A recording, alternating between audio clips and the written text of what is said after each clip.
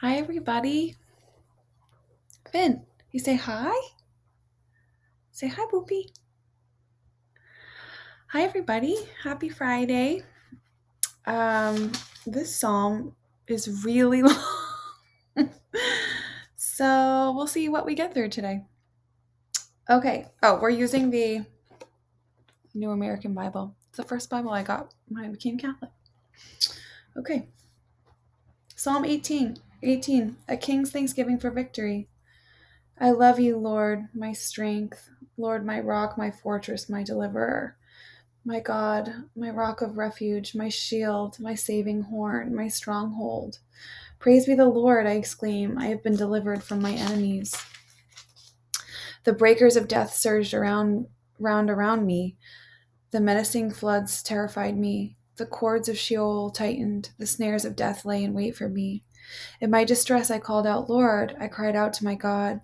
From his temple, he heard my voice. My cry to him reached his ears.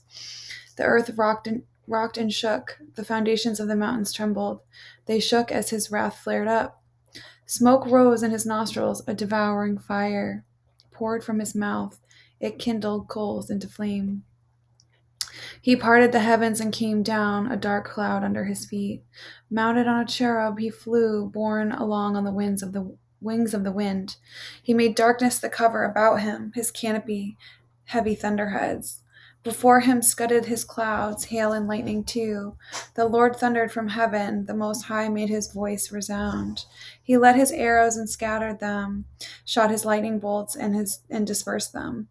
Then the bed of the sea appeared, the world's foundation laid bare.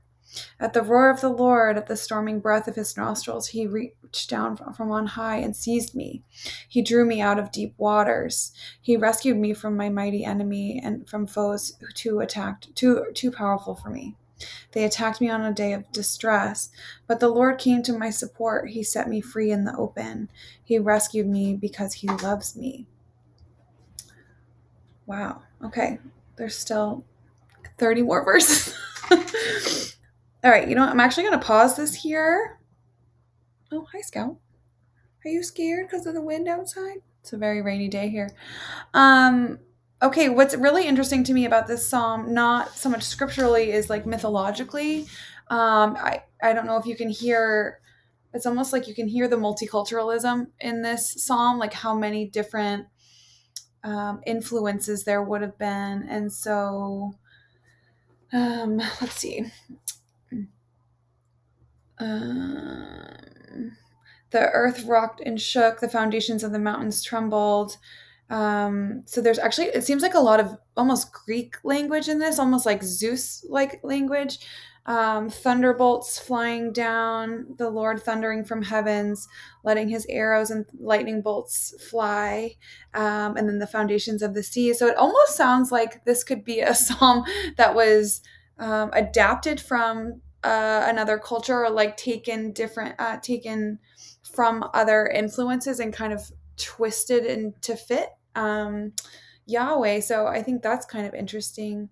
Um, but what's actually personally sticking out for me about this psalm is how much this we've kind of moved away from this language. I would say as Christians, as I think we kind of want this kind of a God sometimes, and how I would say this is probably not theologically how most people would say that they believe in God, but I think that there's like a kind of a longing that this be present. Like when you're going through something, oh, hear the sirens? Hope everybody's okay.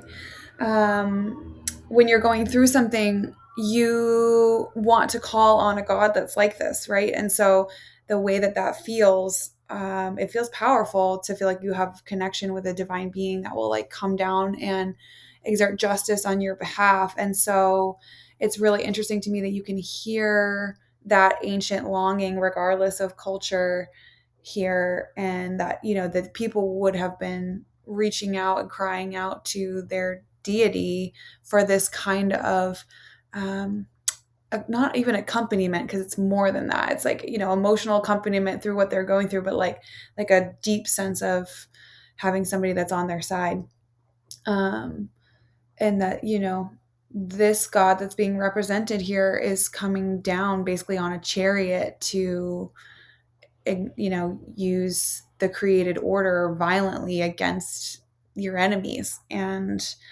I appreciate the honesty of this because I think there have been times for all of us where we would love for our higher power, our understanding of God to be like this and to have it be this simple, and that we would have God come down on a flaming chariot and exact justice on our behalf. Yeah, it's just interesting because this is such a deeply human longing to want this, even though I think, yeah, if you were to ask most people theologically, do you believe this to be true? Like, do you think that this is actually how God would behave? And you would probably say no, because the New Testament really complicates this idea. But I think that maybe there's a part of us that really longs for that. I think that's when you start to see people in the culture wars who really want Jesus to be a commander of armies and things like that, and not of heavenly armies, of commander of I don't want to say violence, but yeah, I think there's a part of us that really longs for that. And I would say, instead of dampening that or rejecting that, I think it would be a really good opportunity to let that part of you breathe that really wants God to be that much of a savior and that much of a protector for you, so that you can kind of tap into that part of you that has that deep longing for a reason, which is that we all are children of God and long to kind of hide behind his staff and robe and have him take care of things for us, and that there's nothing wrong with that. It's not great if we are using that to like lord that over people, or think that we can just ask God to smite people on our behalf. But I think it's totally okay to have that longing, and it's probably in some ways really healthy to be in touch with the fact that there's a huge part of us that would love to hide behind God and let God take care of everything for us. So anyway, I'm gonna pause because there's still like 40 something verses, and I have to go to work. So I hope everybody has a great day, and see you soon.